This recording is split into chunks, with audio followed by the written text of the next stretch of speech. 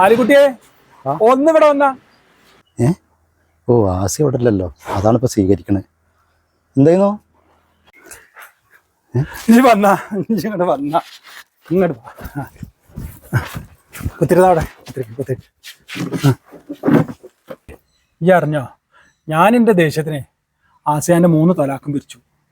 ഇപ്പൊ വേറൊരാൾ കെട്ടിയെങ്കിലും എനിക്ക് തിരിച്ചു കൊണ്ടുവരാൻ പറ്റുള്ളൂ. ഈ ഒരു കാര്യം ചെയ്യാ, ഈ ഓളിന്ന് കിട്ടോ, എന്നാലും എനിക്ക് കെട്ടാൻ പറ്റുള്ളൂ. എനിക്ക് ഓളില്ലാതെ എനിക്ക് ജീവിക്കാൻ പറ്റൂലേ.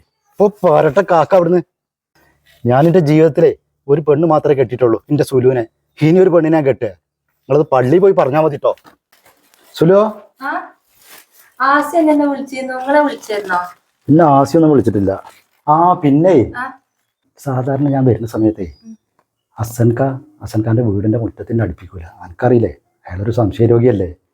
ഇന്ന് മൂപ്പര് പറയണേ, ഇന്ന് അവിടെ കൊണ്ടുപോയി പിടിച്ചിരുത്തിയിട്ട് ഭയങ്കര സൽക്കാരം. എന്നിട്ട് പറയണേ, ഇതിന്റെ ആസിയാനൊന്ന് കെട്ടുമെന്ന്, മൂപ്പർക്ക് 2ാമത് കെട്ടാനേ. ഞാൻ ചിലക്കാതെ പോകാൻ പറഞ്ഞു സുലുവ. പാവം ആസി എന്നെ വിളിച്ചിരുന്നു.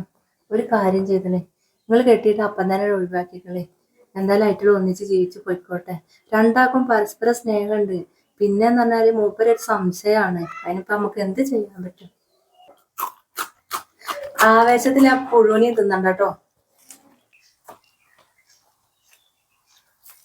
ആലിക്കുട്ടിയെ ഒന്ന് കിട്ടുവാ.